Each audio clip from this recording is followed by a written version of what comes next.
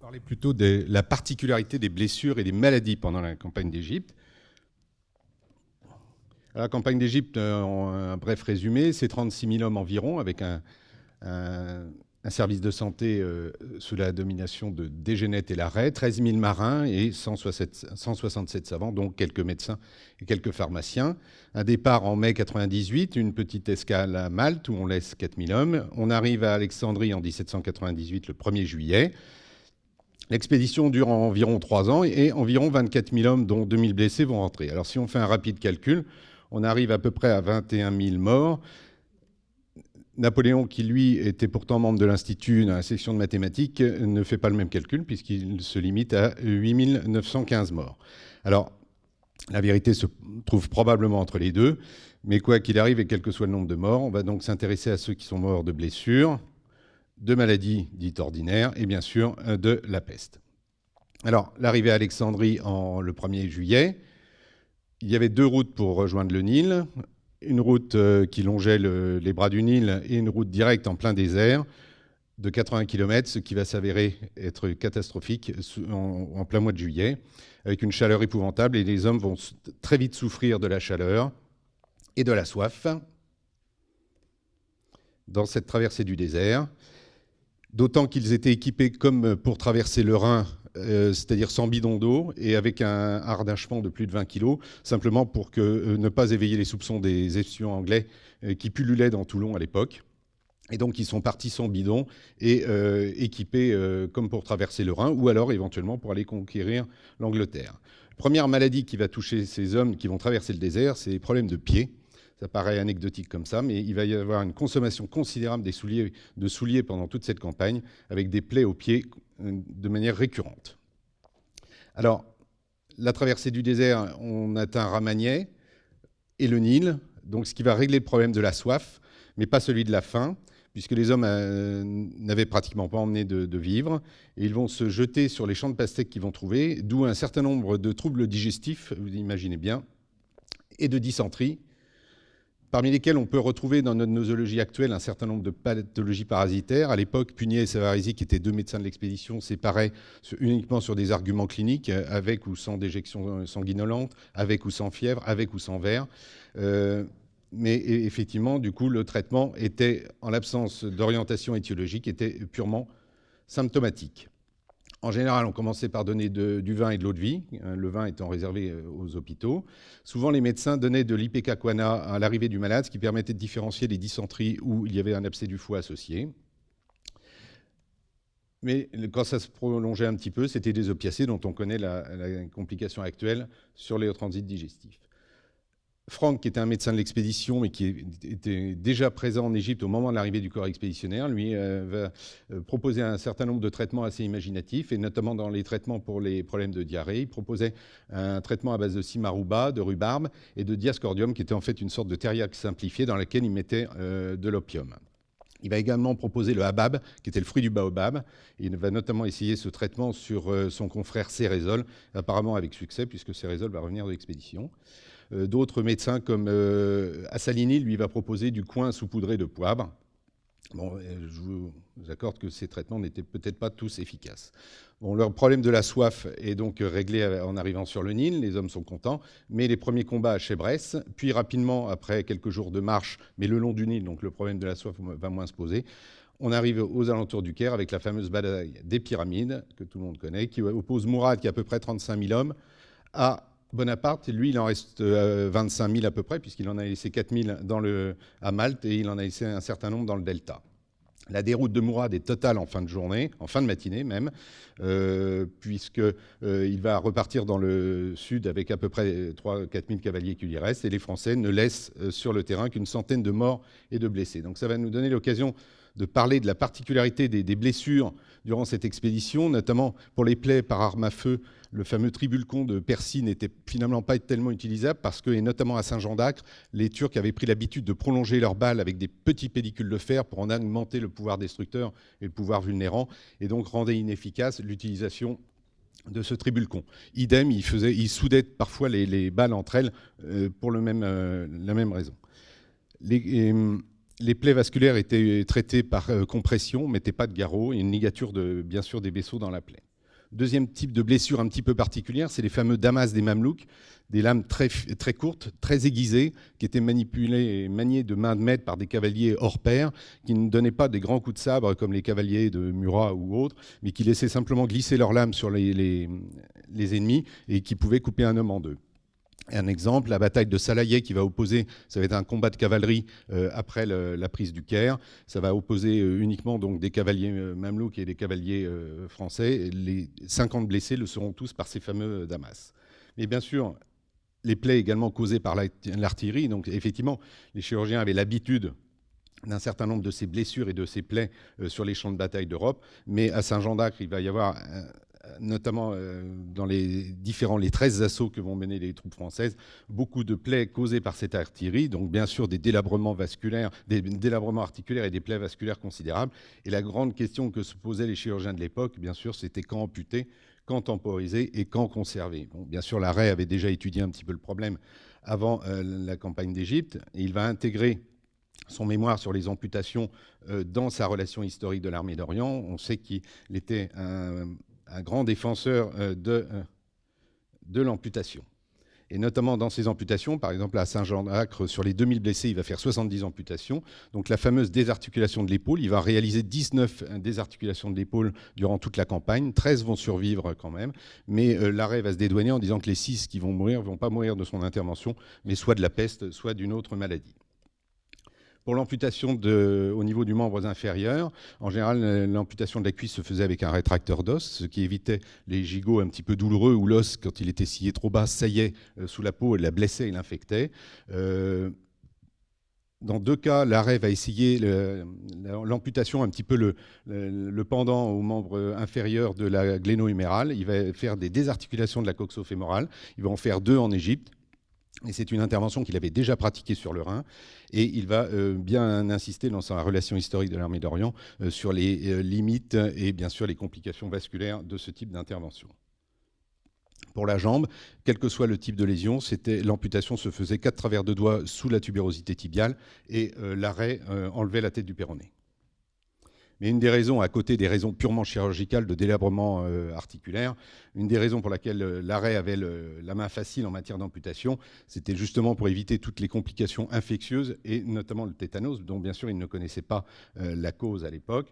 Il proposait donc soit une amputation, soit une névrotomie. À la même époque, Percy, lui, proposait des injections gommeux d'opium. Pour les plaies de la face ou du crâne, alors de temps en temps, notamment à Saint-Jean-d'Acre, où les blessés étaient décapités et leur tête mise sur des remparts, le chirurgien ne pouvait plus faire grand-chose. Mais la plupart du temps, les plaies du crâne étaient trépanées et les plaies de la face étaient suturées, le plus souvent avec une sonde en gomme pour permettre quand même un petit peu d'alimentation. Pour les plaies d'abdomen, la plupart du temps, elles étaient laissées comme ça avec un grand renfort de laudanum qui ralentissait le transit. Les plaies pouvaient se refermer tout seuls, parfois au prix de fistules digestives ou urinaires que le chirurgien pouvait toujours ligaturer par la suite. Pour les plaies de thorax, elles étaient bien sûr souvent mortelles. Larrey va prendre l'habitude, notamment à partir de la campagne d'Égypte, de refermer ces plaies qui étaient d'habitude laissées ouvertes. Mais l'exemple d'un soldat qui traînait dans un coin où le sang coulait de sa plaie, il l'a refermé plus pour soulager les autres malades de l'ambulance. Il va s'apercevoir que c'est finalement plus efficace que de laisser la plaie comme ça. Donc à partir de là, il va les refermer. Alors, les pansements étaient réalisés avec ce que le chirurgien avait sous la main, au mieux du linge ou de la charpie, éventuellement du chanvre ou de l'étoupe.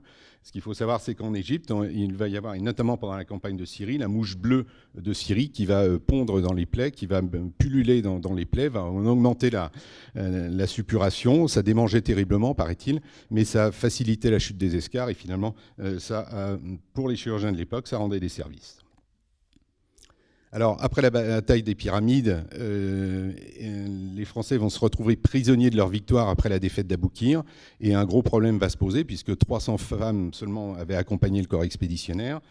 C'est bien sûr le problème des femmes. Alors, certains vont régler le problème. Menou va épouser une descendante du prophète. Bonaparte, lui, va jeter son dévolu sur Pauline Fourès, la femme d'un lieutenant, qui sera surnommée Cléopâtre par les soldats. Les hommes du corps expéditionnaire, les officiers ou les hommes de la commission des sciences avaient les moyens de s'acheter des esclaves, mais les hommes de troupe, eux, étaient obligés de se tourner vers les prostituées, d'où une flambée considérable des maladies vénériennes, en sachant qu'à l'époque, bien sûr, on ne faisait pas la différence entre gonocoxie et syphilis, et que les traitements n'étaient pas très efficaces. Alors les seuls traitements qui vont s'avérer efficaces, c'est les traitements préventifs, c'est-à-dire tous les 15 jours, les médecins de corps visitaient les chambrés, envoyaient dans les lazarets ceux qui étaient atteints d'une avarie, et ce qui se passait aussi, c'est que quand il y avait récidive, ils prenaient sur la solde, donc ça responsabilise un petit peu, et il y avait même des jours de salle de police. Le traitement préventif le plus efficace, c'est à la fin du séjour de Bonaparte, où il va donner l'ordre d'employer ce qu'il appelait l'expédient turc, c'est-à-dire de noyer les prostituées dans le Nil. Alors, la campagne en Haute-Égypte de Desaix va nous donner l'occasion de parler de deux maladies particulières qui vont intéresser le corps expéditionnaire de Desaix, mais pas seulement, puisqu'elle va intéresser également l'ensemble de la troupe. C'est bien sûr l'ophtalmie. Les 2/3, en 1801, les 2/3 de la troupe va faire une ophtalmie. Donc c'est une maladie connue en Égypte depuis très longtemps. L'arrêt va bien sûr s'y intéresser, en sachant que l'ophtalmie d'Égypte, c'est un terme générique pour toutes les pathologies inflammatoires de l'œil. Alors, à l'époque, on a accusé le sable du désert, on a accusé l'alternance de la chaleur aride des jours et les nuits glaciales et très humides, on a accusé le vent nitreux du désert, le fameux Khamsin, et l'arrêt, lui, va également poser la question de l'influence, là aussi, des femmes par le biais probable de quelques maladies vénériennes.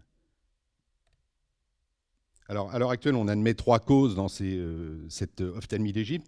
Bien sûr, les conjonctivites catarrhales ou saisonnières, qui pouvaient d'ailleurs se surinfecter. Le trachome, qui explique d'ailleurs le caractère épidémique de cette ophtalmie d'Égypte. Et on peut évoquer également, bon, c'est à la marge, mais il y a certainement eu un certain nombre de cas de syndrome de Pfister-Heller-Hereditaire, puisque c'était des hommes jeunes qui se plaignaient donc souvent du rétrite, qui avaient des problèmes digestifs. Et en plus de ça, l'arrêt va remarquer qu'il y a plus de blonds que de bruns qui font l'ophtalmie d'Égypte, et c'est une remarque qui sera faite dans le syndrome de Pfister-Heller-Hereditaire. Alors le traitement de cette ophtalmie, le traitement là aussi était curatif ou préventif. Curatif, c'était des sangsues, le plus près possible de l'œil, sur la tempe. C'était des décoctions de graines de pavot ou de lin. Et c'était le nettoyage des yeux avec de l'eau vinaigrée ou de l'eau citronnée. L'arrêt, lui, va proposer l'utilisation du moxa sur les trajets sur les branches du nerf facial. Le traitement préventif, c'était de se protéger du soleil, donc avec des toiles de tente, des chapeaux, des ombrelles, tout ce qu'on veut. Jollois, qui était un ingénieur de la commission des sciences, lui va proposer un système de lunettes de soleil qui fera date, puisqu'on les utilise encore aujourd'hui. Peut-être pas les mêmes, mais malgré ça, il y aura énormément d'aveugles qui vont rejoindre d'ailleurs les corps des invalides, qui seront plus ou moins rapatriés, mais beaucoup vont rejoindre le corps des invalides au Caire. L'autre maladie qui va intéresser le corps expéditionnaire de Desaix, puisqu'ils vont traverser le Fayoum, c'est le paludisme, mais pas seulement, puisque là aussi, toutes les troupes qui cantonnées dans le delta vont être touchées par cette maladie, que Bonaparte savait être très dangereuse pour la troupe. Elle était surnommée Demelmounia par les médecins arabes, fièvre des marécages par les médecins de l'expédition. Bien sûr, là aussi, ils n'en connaissaient pas la cause, mais par contre, ils vont étudier l'utilisation du quinquina, qui était, hélas, donné dans pratiquement toutes les pathologies, dans toutes les fièvres, et notamment dans la peste, ce qui rend difficile l'évaluation exacte du paludisme sur le corps expéditionnaire. L'autre grande campagne, c'est la campagne de Syrie, où les armées ottomanes se sont regroupées pour pouvoir reprendre l'Égypte. Et là, une maladie, bien sûr, va dominer, c'est la peste. Les médecins, bien sûr, ne la connaissaient pas. La dernière épidémie en France datait de 1720, mais à l'instar de Dégénète, ils savaient tous qu'ils allaient la trouver en Égypte.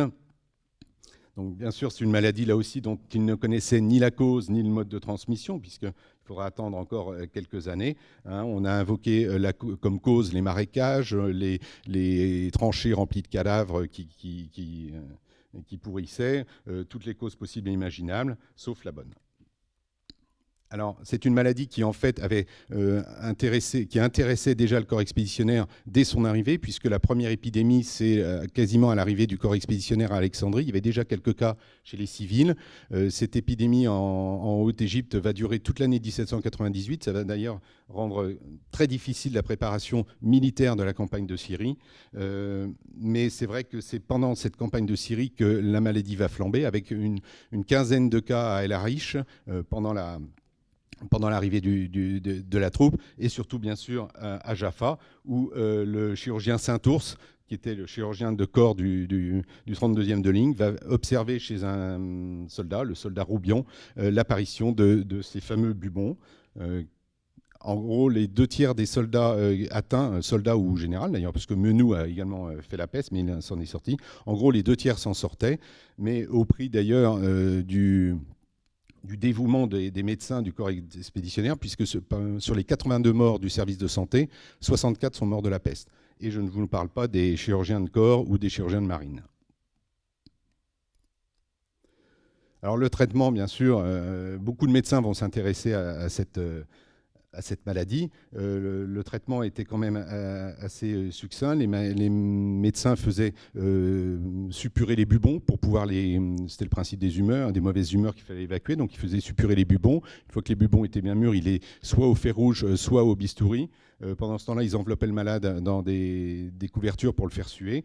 Mais ça s'avérait, c'était pas toujours très efficace. Donc on a ici un tas d'autres traitements, et Desgenettes, lui, va proposer un traitement par l'huile sur le corps, des onctions d'huile ou des badigeons d'huile.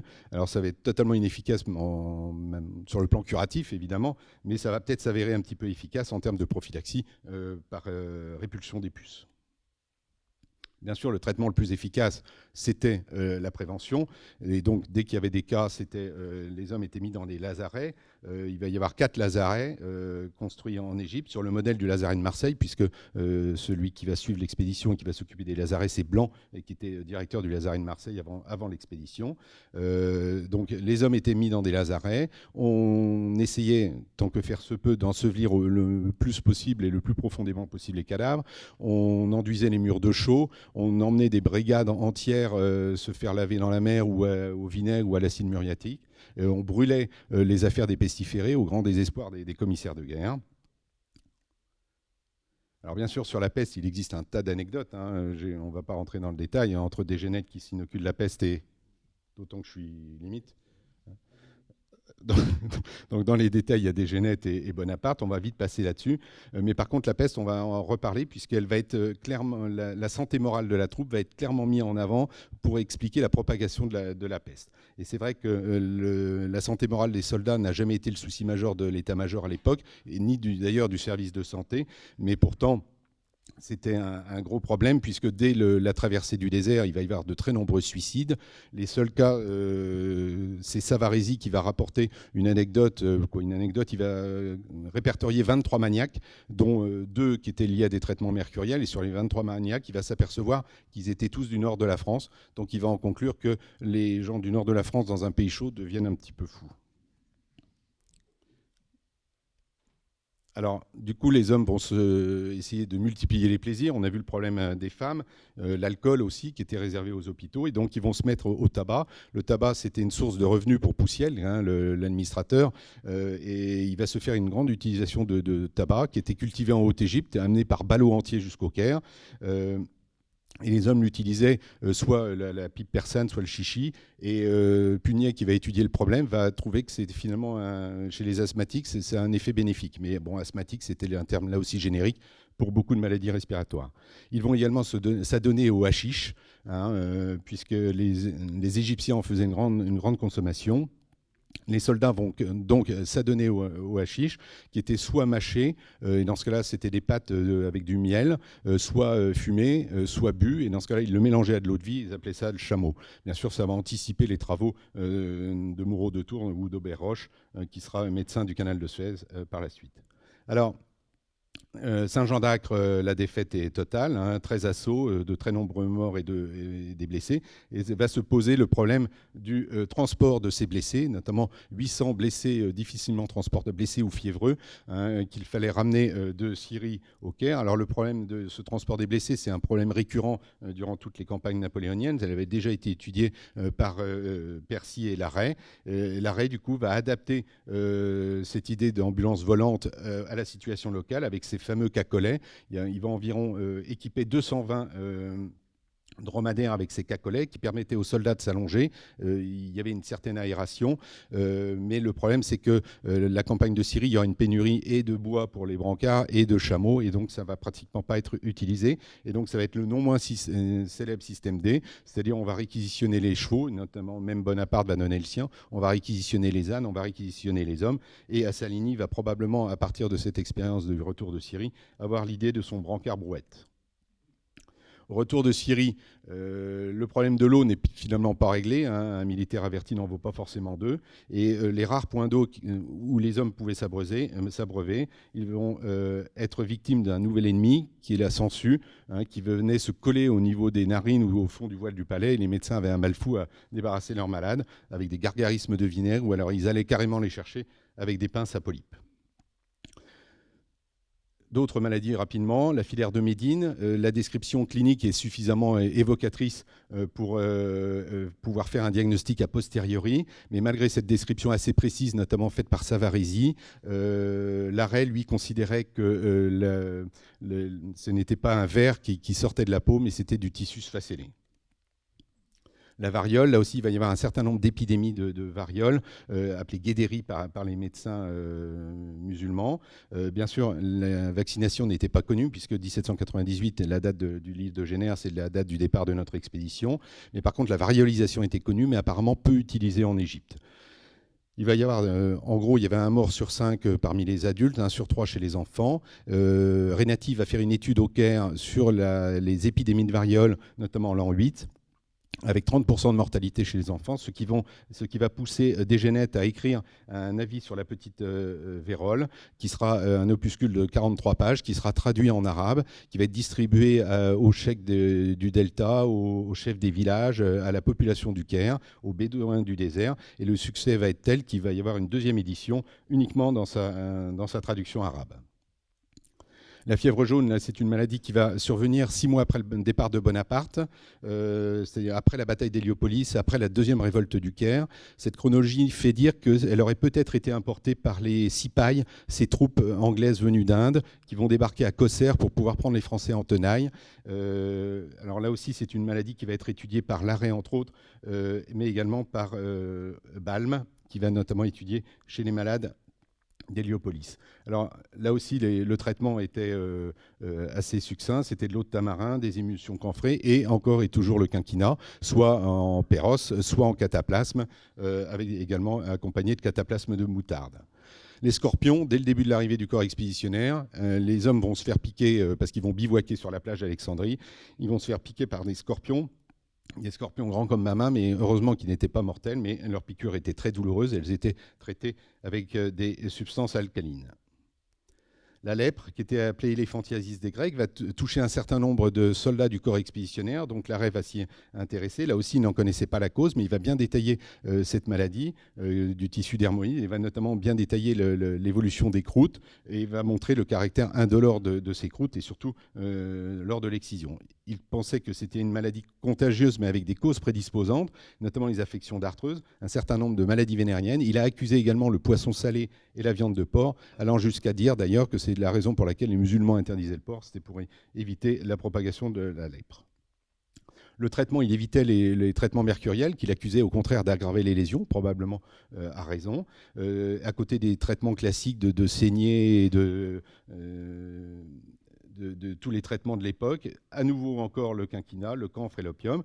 Dans les traitements des croûtes, il utilisait le sulfure d'antimoine ou des extraits de fumeterre, voire de l'ammoniac. Bien sûr, la chirurgie en dernier recours, c'était quand le malade survivait à sa maladie, c'était des maladies très mutilantes qui pouvaient attaquer les articulations, qui pouvaient aller très en profondeur, pouvaient même faire tomber le membre. Et l'arrêt va soigner un certain nombre de soldats, et des soldats dont certains vont se retrouver d'ailleurs aux Invalides, comme le fameux Charles Fourat, qui était guide à pied dans l'armée d'Orient, qui va se retrouver dans la garde consulaire. Alors, comme vous avez pu le voir, un certain nombre de produits locaux vont être utilisés, soit à partir de minéraux, notamment grâce aux études de Berthollet, mais surtout végétaux, grâce aux études de Rouillet, que l'on retrouvera aux Invalides par la suite, puisqu'il va faire une belle carrière dans cet hôpital. L'éléphantiasis dit des Arabes, là aussi un certain nombre de cas, mais uniquement chez des autochtones, donc l'arrêt va s'y intéresser, mais il n'y aura aucun cas sur le corps expéditionnaire. Il va également s'intéresser au sarcocèle, avec des gravures de Balzac qui vont illustrer sa relation historique de l'armée d'Orient, avec des cas chez l'homme et des cas chez la femme. Il va regretter de ne pas avoir eu le temps d'en opérer un seul. Il va également décrire, toujours dans la pathologie scrotale, des atrophies des organes génitaux externes. Il va bien en montrer la symptomatologie clinique, la perte de la pilosité, la baisse de la libido. Dans les causes invoquées, il va invoquer toutes les causes qu'il avait déjà invoquées pour toutes les autres maladies, donc ce qui était assez facile. Mais il va également avancer comme cause l'eau de vie de date. Et c'est vrai qu'en disant que les Égyptiens mettaient un espèce de piment dedans, et Marchionni, dans sa biographie de l'arrêt, va reprendre cette histoire en disant qu'effectivement, c'est peut-être lié à la belladone qui était jetée dans la raque et que les hommes buvaient.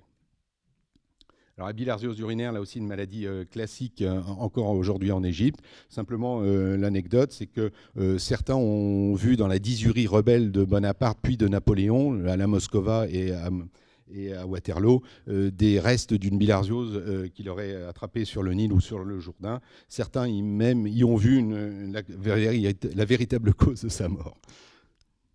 La leptospirose, l'arrêt va décrire un certain nombre de cas de typhus ictérode, et on peut penser que dans ces cas, il y avait un certain nombre de leptospirose, puisqu'effectivement, c'était des hommes jeunes, et on sait que c'est une maladie qui intéresse les hommes jeunes. La gravité est liée à la masse musculaire, que c'est une maladie qui est transmise volontiers par le rat. On sait qu'en Égypte, il y en avait quand même quelques-uns, d'où la peste, et que c'est une maladie qui peut être transmise soit par la morsure d'animal, mais également simplement par le contact d'urine ou d'animaux morts avec des blessures. Et donc là aussi, on peut penser que les soldats d'Égypte étaient souvent blessés et qu'il y a eu un certain nombre de cas. Enfin, dernière maladie, le scorbut, qui va surtout intéresser le corps expéditionnaire quand il sera à Alexandrie, puisqu'il va y avoir environ 3500 malades, un tiers seront atteints du scorbut, en gros 270 morts.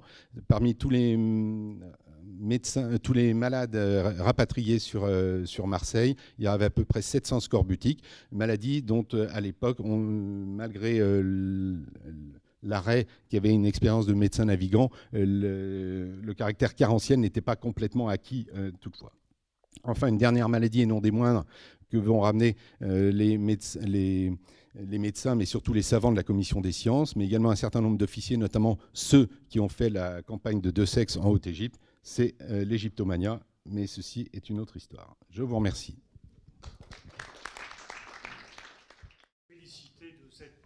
Très belle présentation, et en particulier appuyer ce que vous avez dit sur le hashish.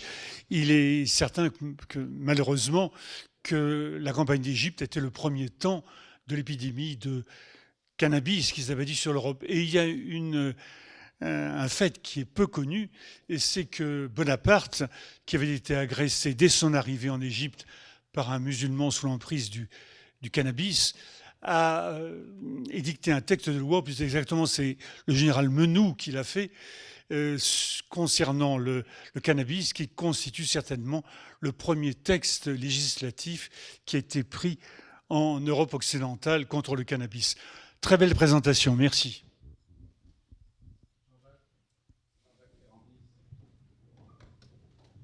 Oui, ben moi aussi, je m'associe à notre ami Fabre pour te féliciter pour ton excellente présentation, particulièrement sur ton, on entend, sur ton iconographie. Ce que je voudrais souligner, c'est pas une question, c'est pas une critique, hein. Je voudrais souligner, tu as parlé des maladies chirurgicales et des aspects médicaux de cette campagne, à la lumière des écrits de l'arrêt. Et uniquement parce que nous savons bien, et tous ceux qui s'intéressent notamment à l'arrêt, nous le savons bien, à partir des écrits d'André Soubiran, par exemple, qui ont été repris ensuite par d'autres auteurs comme Marchionni et tant d'autres, peu importe, mais nous savons bien, il n'y a que l'arrêt qui a décrit. Or, il ne faut pas oublier, et nous savons bien, Desgenettes, qui malheureusement écrivait moins que l'arrêt, écrivait moins au bivouac lorsqu'il rentrait au bivouac le soir, et toutes ces maladies ont été effectivement inventoriées par Desgenettes également.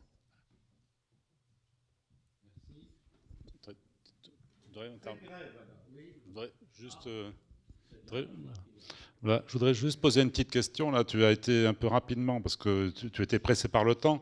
Mais à un moment donné, on a vu donc ce fameux tableau de Napoléon en train de rendre visite au pestiféré de Jaffa. Donc, on a un peu dit que Napoléon avait voulu un peu copier les anciens rois qui allaient guérir les écrouelles. On a des tableaux. Alors, est-ce que tu as quelque chose à dire là-dessus ?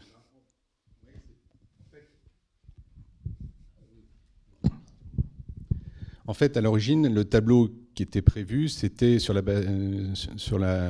campagne de Syrie. Puis Bonaparte, entre-temps, est devenu premier consul, futur empereur. Donc effectivement, c'est Vivant Denon qui a participé à l'expédition en tant que membre de la commission des sciences et des arts, qui a changé l'intitulé du tableau prévu et qui a effectivement prévu ce tableau sur la... alors, la scène exacte, c'est pas tout à fait celle-là. Apparemment, il a effectivement traversé au moins 2 fois l'hôpital de Jaffa. Il se serait effectivement penché sur un malade. Il aurait même soulevé un malade qui gênait l'entrée d'une porte. Mais c'est un peu romancé. Il y a deux esquisses, dont une au Louvre et une dans un musée qui se trouve à la Nouvelle-Orléans, où on le voit qui porte le malade, qui est les esquisses d'origine de Gros, mais qui apparemment n'a pas choisi ce thème, qui a plutôt choisi celui où il touche le bubon, effectivement rappelant le toucher des écrouelles. Vous avez évoqué l'hématurie d'Égypte, c'est-à-dire la bilharziose urinaire. Est-ce qu'il y a eu en France des cas, au niveau des invalides, des cas de bilharziose urinaire recensés? Napoléon, peut-être. Je ne sais pas. Probablement. On connaît la chronicité de cette maladie, il y a des chances, oui. Étant donné le délai entre le comptage... Bon, à l'époque, une hématurie, on n'avait pas... L'hématurie d'Égypte n'était pas, disons, diagnostiquée 20 ans après, oui, tout à fait, ou 10 ans après. Mais bon... Dernière intervention, M. Batin. Page d'histoire qui est tout à fait remarquable, tant pour l'histoire de médecine civile que militaire. Alors à propos de l'arrêt, il avait été tout à fait choqué et il avait conspué la pratique qu'il avait constatée de l'excision des petites filles musulmanes. Et vous savez qu'on en parle, malgré la loi qui a été faite, malgré toutes les recommandations de l'Académie de médecine et la loi, vous avez vu que récemment, je crois que c'est dans le centre de la France, il y a eu des excisions. Donc une pratique coutumière qui est tout à fait fâcheuse. Ce qui montre qu'il n'était pas que chirurgien, il s'intéressait absolument à tout. Quant à Desgenettes, il a montré là très tôt, lui qui était médecin-chef, Larrey était chirurgien-chef, qu'il avait un esprit d'indépendance extraordinaire. Je n'ai pas le temps, mais il le raconte d'ailleurs lui-même qu'il s'opposait au futur empereur et il n'hésitait pas à lui répondre sèchement. Quand Napoléon lui disait que les médecins, vous êtes de connivence, vous êtes des assassins. Et Desgenettes lui dire, et alors que diriez-vous des conquérants ?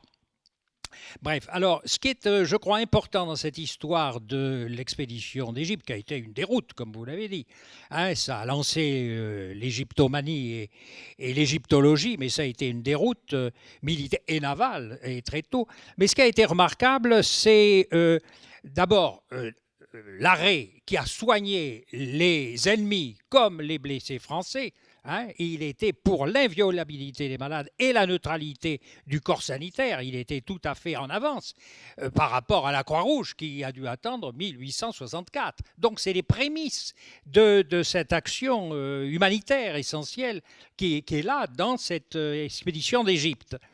Et ce qui est remarquable aussi, c'est le départ des troupes. Il a fallu, Napoléon est vite parti, enfin Bonaparte est parti pour faire son 18 Brumaire, et il a laissé Deschnett et Larrey sur place. Kléber a été assassiné, c'est le général Menou qui a pris le commandement, et tous les trois, ils ont négocié avec les Anglais, avec le major de l'armée britannique, qui, si mes souvenirs sont bons, c'était James MacGregor, et ils ont rapatrié, les Anglais ont rapatrié les Français, les blessés, les malades, en essayant de ne pas transférer la peste en Europe sur des bateaux anglais, puisque Nelson avait coulé toute la flotte. Donc ça a été un accord tout à fait remarquable, anticipant en quelque sorte la Croix-Rouge.